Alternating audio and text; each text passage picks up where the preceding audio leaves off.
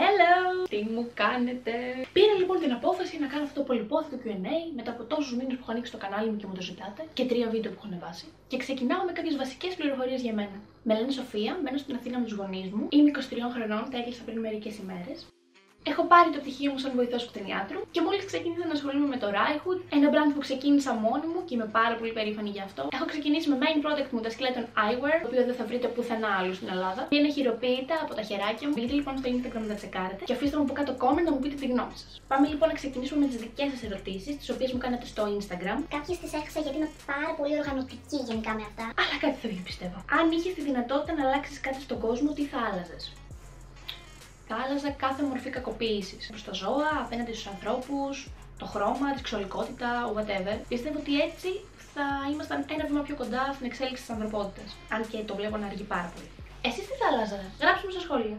Πότε πιστεύεις ότι θα παντρευτείς ή δεν τα σκέφτεσαι αυτά? Παιδί σίγουρα θα ήθελα. Τώρα για γάμο, να παντρευτώ με την έννοια του γάμου, της εκκλησίας και. Ναι, οκ, δεν είμαι υπέρ, δεν είμαι και κατά όμως. Θα το έκανα μόνο και μόνο για την οικογένεια, για τους φίλους, για το τζέτζελο γενικότερα. Πιστεύω είναι πολύ σημαντικό το να μου το βγάλει το άτομο που θα είμαι μαζί. Γενικότερα με φοβίζει το γεγονός ότι όλο ένα και περισσότερα ζευγάρια παίρνουν διαζύγιο. Οπότε ναι, είμαι λίγο φοβισμένη απέναντι στο γάμο. Ποιοι είναι οι στόχοι σου για το κανάλι σου, ρωτάει η Ασημίνα. Η αλήθεια είναι ότι οι στόχοι μου για το κανάλι μου αλλάζουν κάθε φορά. Δηλαδή στην αρχή έλεγα θέλω να ξεπεράσω αυτό το κόμπλεξ που είχα πάντα με την κάμερα και με το να μιλάω στην κάμερα και να μιλάω μόνο σαν τρελή. Μετά ήθελα να βρω δυνατά θέματα, κάτι που δεν έχει ξαναγίνει. Είδα ότι τελικά αυτό δεν πιάνει. Οπότε σε αυτή τη φάση ο στόχος μου για το κανάλι μου είναι να ανεβαίνει κάποιο βίντεο όταν θα έχω εγώ την όρεξη πάνω απ' όλα να το κάνω και όχι επειδή με δεσμεύει κάτι συγκεκριμένο. Τώρα όσον αφορά subscribers, comments, whatever, για να είμαι ειλικρινής, είμαι πάρα πολύ ευχαριστημένη που ακόμα και με τόσους λίγους subscribers υπάρχουν πάρα πολλά άτομα τα οποία με ζητάνε, με στηρίζουν, με αγαπάνε. Και ειλικρινά δεν με ενδιαφέρει αν έχω 10.000 subscribers, αυτό για μένα είναι πάρα πολύ σημαντικό και το εννοώ. Πώς και αποφάσισες να γίνεις YouTuber? Βασικά ήταν κάτι το οποίο το ήθελα από τα 15 μου. Είχαμε ανεβάσει μάλιστα κάτι βιντεάκι με την κολλητή μου τύπου Cinnamon Challenge που ήταν της μοδός τότε. Πολύ κακή περίοδος. Γενικά πάντα ήθελα να το κάνω, απλά παραδόξως είχα πολλά κόμπλεξ με τον εαυτό μου νομίζω. Φοβόμουν αυτό το interaction με την κάμερα, με τον κόσμο, τα αρνητικά σχόλια. Κάτι το οποίο πλέον μου αρέσει κιόλας. Νομίζω ότι με βοηθάει να εξελιχθώ. Γιατί αργείς να ανεβάσεις νέο βίντεο? Σ' αγαπώ πολύ.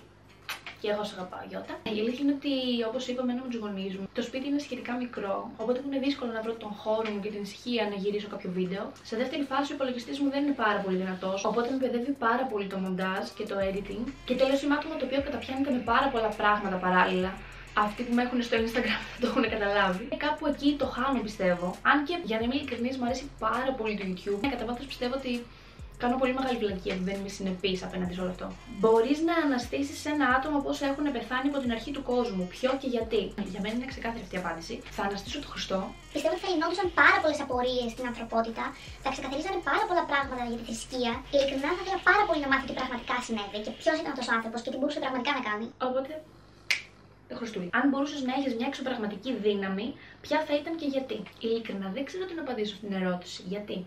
Το να πετάω μου φαίνεται χαζό. Θα γινόταν χαμός πιστεύω με όλα αυτά τα πουλιά και τα αεροπλάνα εκεί πάνω. Το να μπαίνω στις σκέψεις των άλλων. Θα τρελνόμουν κι εγώ ίδια πιστεύω. Χαμούλης. Φιλάκια, γεια σας, τα πάμε. Όχι. Όχι, πιστεύω πως θα ήθελα να είμαι αόρατη. Να μπορώ να μπω όπου θέλω, να ακούσω ό,τι θέλω, να ταξιδέψω τζάμπα. Αυτό πιστεύω πως θα ήθελα να είμαι αόρατη. Σε ποιες χώρες έχεις ταξιδέψει και πού θα ήθελες να πας? Λοιπόν, αυτό είναι μια πικραμένη ιστορία. Έχω γυρίσει πολλά μέρη της Ελλάδας. Παρ' όλα αυτά δεν τα έχω καταφέρει ακόμα να πάω στο εξωτερικό. Τα κλασικά, όταν έχεις δουλειά και έχεις λεφτά δεν έχεις χρόνο. Όταν δεν δουλεύεις έχεις χρόνο αλλά δεν έχεις λεφτά και κάπως έτσι τρώμε τα νιάτα μας. Θα ήθελα σαν πρώτο ταξίδι, και θέλω να το οργανώσω μάλιστα το 2019 αν είναι εφικτό, να πάω Βουκουρέστι και Μπρασόβ και νομίζω πως ο top προορισμός μου είναι η Καλιφόρνια ή η Μαϊάμι. Δεν ξέρω, ένα από τα δύο. Δεν έχω αποφασίσει ακόμα, είμαι λίγο αναποφάσιστη. Ποιος είναι ο καλύτερος τρόπος να αντιμετωπίσεις το πρωί της Δευτέρας? Να ξυπνάς Τρίτη. Θα βγούμε? Όχι. Εδώ έχουμε την άδεια της υπόθεσης. Πώς νιώθεις τώρα που είσαι famous? Έχεις σκοπό να κάνεις περισσότερα βίντεο? Μην τα πάρω. Δεν είμαι famous, δεν με αναγνωρίζει κανείς στον δρόμο. Δεν νοιάζεται κανείς να περπατάω δίπλα τους χωρίς φρύδια. Πιστεύω ειλικρινά ότι το να είσαι στο παρασκήνιο είναι μεγάλη ευτυχία για εμένα. Πόσα σκυλιά έχεις? Πόσους αρουραίους είχες? Από γάτες έχεις τίποτα? Με την έννοια του κατοικιδίου, να το έχουμε στο σπίτι και να το παίρνουμε όπου πηγαίνουμε, έχω ένα σκυλί, μικρό σε μέγεθος. Αλλά έχω και στο εξοχικό μου 6 αδέσποτα, τα οποία μόνο αδέσποτα πενταλές. Είναι πάρα πολύ τυχερά, δεν είναι αδέσποτα πλέον. Έχουν τα σπιτάκια τους μέσα στον γκαράζ μας. Τους παρέχουμε την τροφή τους, την περίθαλψή τους γενικότερα. Αυτό, να είναι καλά οι γονείς μου, πραγματικά. Από αρουραίους είχα έναν, τον Άδη μου, ήταν αλμπίνο. Πέθανε στα 2,5 χρόνια του από φυσικά αίτια, γέρασε και βάρινε. Στεναχωρήθηκα πάρα πολύ όταν τον έχασα. Πραγματικά η Αρουραίοι είναι από τα καλύτερα κατοικίδια που μπορείς να πάρεις και από τα πιο συναισθηματικά δεμένα κατοικίδια μαζί σου. Αλλά για να είμαι ειλικρινής, δεν θα ξανά έπαιρνα τρωκτικό ποτέ. Στεναχωριέμαι πάρα πολύ που ζουν τόσο λίγα χρόνια και εγώ δένομαι γενικά πάρα πολύ και είμαι χειρότερη σε αυτό το πράγμα. Οπότε. Ναι, δεν θα το ξανά κάνω. Αλλά πραγματικά ήταν υπέροχος, ήταν υπέροχος. Με τη μουσική τι σχέση έχεις, πες μου. Οκ. Την ακούω, μ' αρέσει, την αγαπάω. Μεγάλο κομμάτι της ζωής μας τα ρώει η μουσική. Θα ήθελες να ασχοληθείς επαγγελματικά με το τραγούδι? Επαγγελματικά με την έννοια του να βγάζω άλμπουμ και να κάνω συναυλίες και όλα αυτά? Όχι, σίγουρα όχι. Δεν είναι κάτι το οποίο θέλω ή με τρελαίνει γενικότερα. Από εκεί και πέρα μου αρέσει να γράφω στίχους και να δίνω σε καλλιτέχνες. Είμαι ok με κάποιο cover στο Instagram.